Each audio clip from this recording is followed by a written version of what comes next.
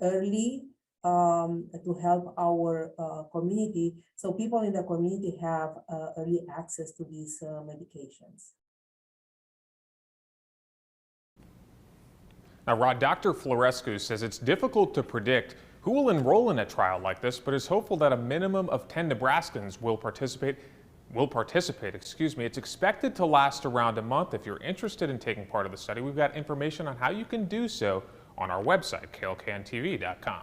All right, thank you, Joseph. It turns out Pfizer is also coming up with a COVID-19 pill. It signed a deal to allow generic drug companies to make it. It would be used in 95 countries, making up about 53% of the world's population. Now, the FDA here in the United States isn't expected to start talking about approving the pill for the U.S. until at least late December. Locally, the COVID-19 risk dial has moved from low orange to mid-orange this week. Health Director Pat Lopez says we're seeing our highest number of hospitalizations in more than a month.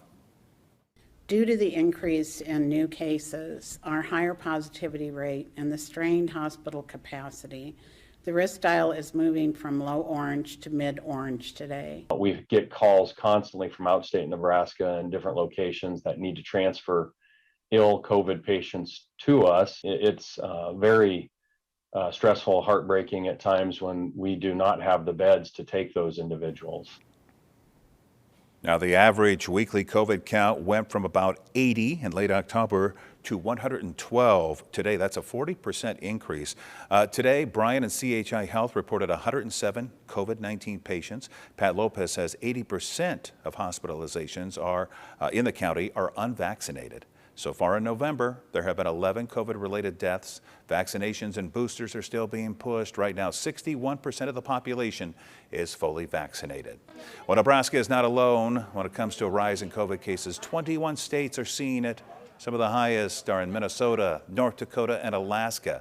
In the U.S., we're seeing about 82,000 cases a day. That's up 11% from 2 weeks ago. Meanwhile, COVID-19 deaths are down about 9% from 2 weeks ago. All right, we have a follow-up now with a story we first brought you last night. A gun stolen from a Lincoln man's car is found outside an elementary school. Not something you ever want to see. A pistol found in a box on the south side of Campbell Elementary with ammunition inside. Lincoln police say there was really never any threat to the school. The owner of the gun, Garrett Elting, who we interviewed yesterday, he appeared twice on the History Channel's Forged in Fire show. Police say the pistol, 2 other handguns, 2 rifles, a $10,000 sword, and $4,500 worth of knives were also stolen after someone broke into Elting's car near 21st and Superior. This is going to put me out thousands of dollars. Being a small business owner this time of year, now I'm going to have to start over on all these knives. It's Christmas season, you know. Now not only did you take money from my family, but you took time from them as well. Elting said he met with the client on Sunday and left his items in his truck, knowing that he would be going to the shop on Monday and would take them inside then. Now, he is offering now a reward of $1,000 if those particular knives and sword would happen to show up, or for a conviction in the case. If you have any information on this theft case, be sure to call police. And speaking of calling police, if you're dialing 911 from your cell phone, it might not go through. 911, where's your emergency? Lincoln emergency officials say they've had some sporadic issues connecting to 911 calls from cell phones. They're working with telecommunication partners to find the cause. If you call 911 and it doesn't connect, you're urged to call 402-441-6000. We have some new details now in the hunting death of a local teacher. 23-year-old Cade Raymond died Saturday near Lewiston. Today, authorities told us he was accidentally shot by his hunting partner. Cade taught 2nd grade at Bennett Elementary. And tonight, a vigil is being held. Our Macy Meyer joins us live with more. Macy? That's right, Rod. We are out at Bennett Park tonight, where the Bennett and Palmyra community is coming together to honor Cade and his family. Just remember him. You can see behind me lots of families, lots of kids, because as you mentioned, Cade was a second grade teacher at Bennett Elementary, just right down the road. And you can see at this gazebo, they're lining the whole perimeter with lights right now, just kind of trying to light up the night and kind of light that candle in remembrance of him. They've got some balloons, and like I mentioned, just lots of kids around here. We're expected to hear, a couple stories about Cade, because we've seen on Facebook from his family, his parents, that he was so loved, his friends, his family, everyone just kind of remembering him and, the impact that he had on not only this community, but also over in Weeping Water, where his family lives and where he grew up. Now, this is the first of 2 vigils that the communities are going to be holding for him. The second one is going to be tomorrow night at 7 o'clock at the Auburn Catholic Church. And so we will have more on this coming up at 6 o'clock live here. But reporting live in Bennett for now, Macy Meyer, Channel 8 News. All right, Macy, and the family invited us to this vigil tonight, so we'll have more, as she said, coming up at 6 and 10 o'clock. Several fire crews, including from Lincoln, are fighting the Buffalo Creek wildfire. We got these pictures today. This is mostly out in Banner County, out in the western panhandle. We're told it's about 40% contained. More than 2,500 acres have burned since the fire started Sunday. The good news, so far, no structures have been lost. All right, let's get to your first forecast with Chief Meteorologist John Dissauer. Is the party just about over when it comes to the nice weather? Yeah, you can't go wrong with 70s in mid-November by far. Today we hit 75 degrees in Lincoln. It is the second warmest temperature we've had on this date since 1877, only being bested by 2016 when we set a record of 80 degrees. This afternoon, again, mid-70s in Lincoln, hit 75 at 60 degrees though in Beatrice, 63 degrees at the airport in Lincoln, but in the city we've got temperatures sitting in the upper 60s right now. It's 62 in Aurora, 60 in Grand Island, and 60 degrees as well in Hastings. Look back to the west, you can see Ogallala still coming in at 67 degrees. We've got a cold front that's beginning to move into the area. Behind the front, winds are now gusting out of the north 20 to 35 miles per hour and even 40 mile per hour gusts out towards Scotts Bluff. You can see we've got mainly cloudy skies overhead right now. There may be a couple of sprinkles up in the northern part of the state, and that's about it. You can see where the front is located just off to the northwest of Lincoln, and it's behind that front is when we'll start to notice our winds beginning to increase as we go through the late evening, early tonight hours. We can see some gusts upwards of 30 miles per hour. For the rest of this evening, we'll call it partly cloudy or mostly cloudy by 6 o'clock, 61, 55 degrees by 8, and 52 degrees by 10 o'clock. So still mild, but wait till tomorrow. We're talking temperatures 30 degrees colder than today. We'll take a closer look at that coming up in my Storm Alert Team forecast. All right, thank you, John. Well, coming up, the jury gets the case in the Kyle Rittenhouse trial. We'll have the very latest on how things are going there when we come back. Pick from the best grills and smokers at Ruby.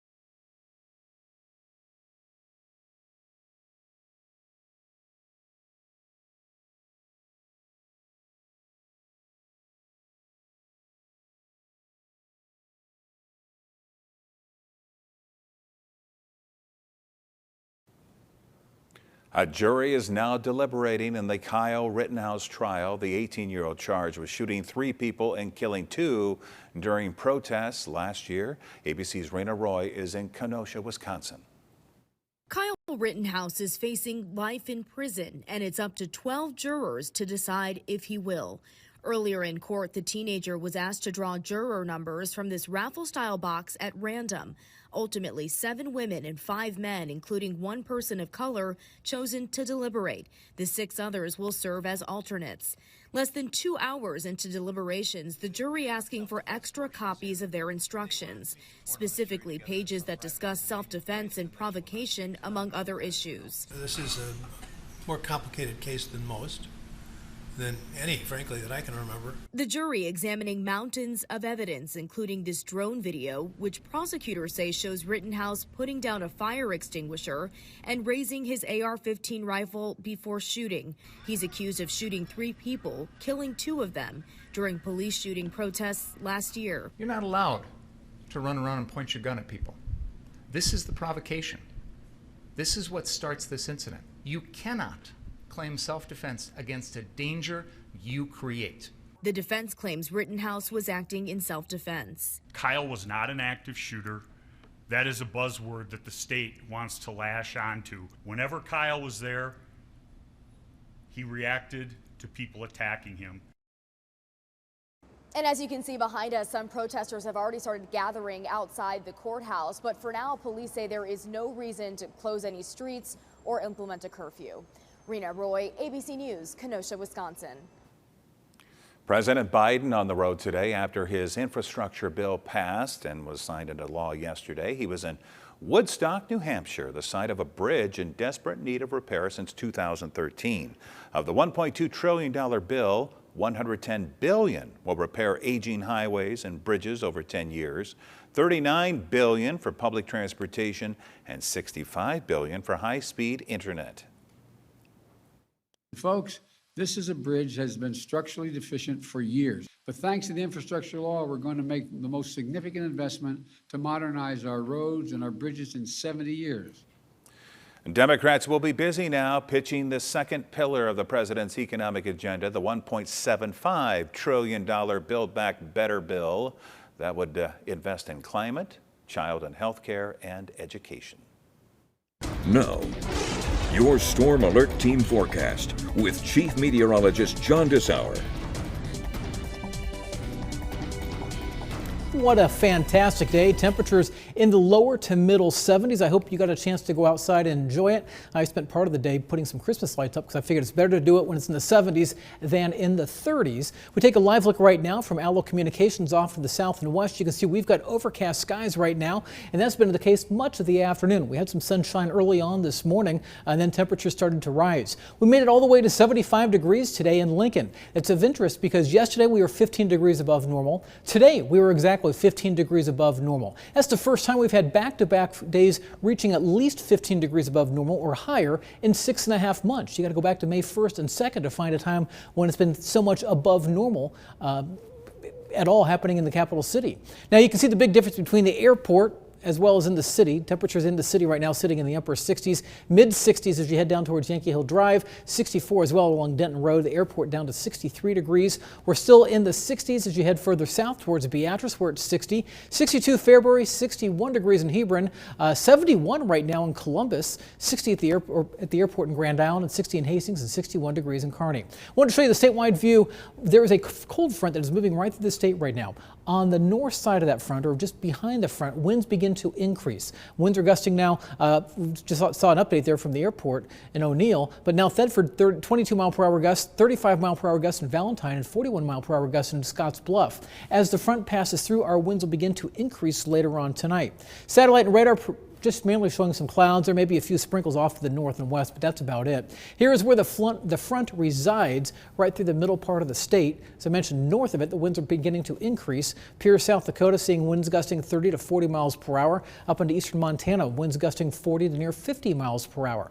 As we go through the evening hours, as I mentioned, the winds will start to increase, so don't be surprised to hear it outside, and the winds will shift around to the north. By 9 o'clock, that front is through Lincoln. It's down through Beatrice at that point, and it's not quite through Fall City just yet, so this would be the leading edge of the back edge of the front by 9 o'clock this evening. And then as we go through the overnight hours, we'll keep some winds gusting at times to 25 miles per hour. And we'll keep some windy conditions tomorrow as well.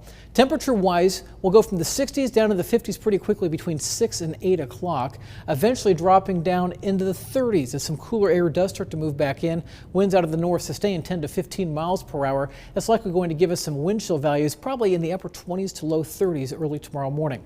For tomorrow, we're going to start with some cloud cover. I think by late afternoon, we'll start to see the clouds beginning to decrease, some sunshine around. By noon, temperatures compared to today, though, will only be sitting in the middle to upper 40s. It's going to be about 30 degrees cooler than what we have been this afternoon. By 3 o'clock, temperatures still in the upper 40s, forecasting a high temperature of 49 degrees in Lincoln, 50 in Beatrice, 46 degrees for high in Columbus tomorrow, and winds at times tomorrow will be gusting 30 to 35 miles per hour out of the northwest. That's going to make it feel a bit cooler with wind chill values likely into the 30s to low 40s as we go throughout the day tomorrow. By Wednesday, we're still talking some cooler temperatures coming our way, as highs will be only getting up into the mid 40s around here. 46 degrees by Thursday, 56 degrees Friday. It turns windy once again, so a nice little warm up for the end of the week, beginning of the weekend. Another front passes through here for the second half of the weekend. Temperatures start to drop down to 18 degrees by next Monday morning. And right now, again, the holiday week looks to be below normal, but dry at this point. In fact, as we looked at long-range computer models, 2 computer model average over the next 10 days, Rod,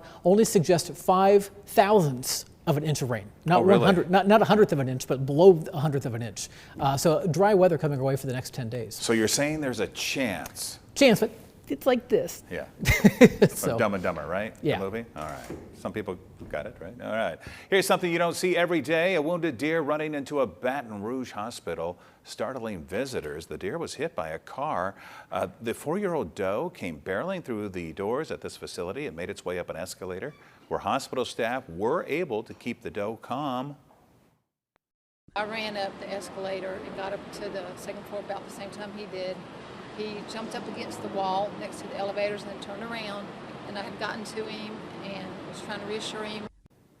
Now, the deer was eventually caught. Unfortunately, the state's wildlife veterinarian found too many internal injuries, and sadly, the deer had to be put down. Here's a look at Wall Street today. The Dow was up about 55 points. NASDAQ was up 120. Here are your numbers. We'll be right back. Tonight, $1 trillion for transportation, broadband, and utilities unlocked. How soon are the funds and the jobs coming to your community? More Americans turn to World News Tonight with David Muir, the most watched program on all of television. Discover the unique Darrell's difference with expert service from skilled craftsmen and educators, not pushy salesmen. Darrell's Jewelers is internationally known for exquisite custom creations with diamonds and gemstones imported directly from around the world. Discover the Darrell's difference today.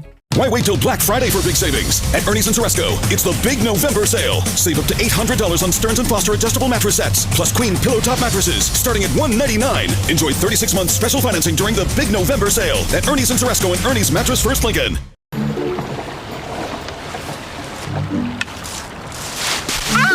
Whoa! What are you doing? Sending these leaves to the landfill. But yard waste isn't garbage. Leaves and grass clippings should be separated from the trash until December 1st. It's the law. What do I do with them then? Ask your trash hauler for separate yard waste collection, or just mulch them. Thanks. Any more are you in there? Found it! Remember, no trash or limbs over an inch in diameter are allowed in leaf bags. This is a really important time for everybody in our community to get a flu shot. Black people are at a higher risk of getting very sick from the flu and are disproportionately affected by underlying conditions. You won't get the flu from getting the flu shot, and the flu is not coronavirus, but it's still dangerous. Protect yourself, get a flu shot today. We fix basements. We fix basements. We fix basements. We fix basements. We fix basements. At Ep Foundation Repair, we've been fixing basements for over 25 years. Give us a call or go to wefixbasements.com to learn more. When your home feels clean and happy, The people inside feel clean and happy too. We make junk disappear. All you have to do is point. Any first item removed? just $49. Interiors Joan & Associates. Are you building, renovating, or need a new look? Our award-winning designers can provide expertise for projects big or small. Visit our showroom at 70th and Pioneers for custom furnishings, accessories, window coverings, and more. Online at interiorsbyjoan.com. What's the best part of having better internet service? Ridiculously fast access to all of the ridiculous internet. Settle for more with Allo, the faster, more reliable internet experience that's built for the way you use all your devices. AlloFiber.com/switch today. Allo, settle for more. Are you ready to change your future? Come to the Stonebrook Job Fair on Thursday, November 18th from 5 to 8 p.m. Not just a job, build a career for yourself, for your family, for your future at Stonebrook Exterior. Discover the unique Darrell's difference with expert service from skilled craftsmen and educators, not pushy salesmen. Darrell's Jewelers is internationally known for exquisite custom creations with diamonds and gemstones imported directly from around the world. Discover the Darrell's difference today. Finally tonight, did you know that some honeybees react to the notorious Asian murder hornet the same way humans would? By letting out a scream. Jeremy Roth explains in tonight's Take a Look at This. A newly published study revealed a chilling survival strategy used by Asian honeybees to defend themselves from murder hornet invasions. The study showed the bees made frantic, high-pitched warning sounds similar to panicked screams when their nest was invaded by the giant hornets. Listen. The signals, known as an anti-predator pipe, trigger a response by the bees to defend the colony using tactics like bee balling, where hundreds of bees swarm a predator and literally suffocate it. The study also noted that U.S. honeybees don't appear to have the same strategies as their wailing Western counterparts. From screaming bees to smashing pumpkins. Why? That's what a Missouri farm is inviting locals to come do to help usher out the festive fall season ahead of the winter holidays. It also gives the kiddos a chance to wave around hammers. Always good. But all joking aside, the event's primary purpose is to repurpose. The farm plans to reuse the jacked up jack-o'-lanterns as compost or food for livestock. And finally, to the moon, Snoopy! NASA announced a plush Peanuts pup will join their upcoming Artemis 1 moon mission to act as a custom zero-gravity indicator. It's a role he's played before. Here he is on the International Space Station. In fact, Snoop's been helping with NASA missions for more than 50 years. He's also been known to headline an anti-gravity gig or two back on Earth. For Take a Look at This, I'm Jeremy Roth. Also, it's going to be a cold Christmas for a Southside Chicago pastor. He plans to spend the next 3 months living on top of some empty shipping containers you see there. Pastor Corey Brooks did something similar decades ago, raising almost $500,000. Well, now he wants to raise $30 million to build a community center on that lot there. It's going to take a lot of donations, but he says, hey, he has the faith. All right, let's get a final check of the weather with John. Yeah, temperatures this evening will stay on the mild side, but watch out for some gusty winds developing later on this evening. We'll see temperatures dropping from the 60s at 6 into the 50s by 10 o'clock. Thank you, John, and thank you so much for joining us. We always appreciate it. World News is up next, and we'll see you back here at 6 o'clock. Closed captioning on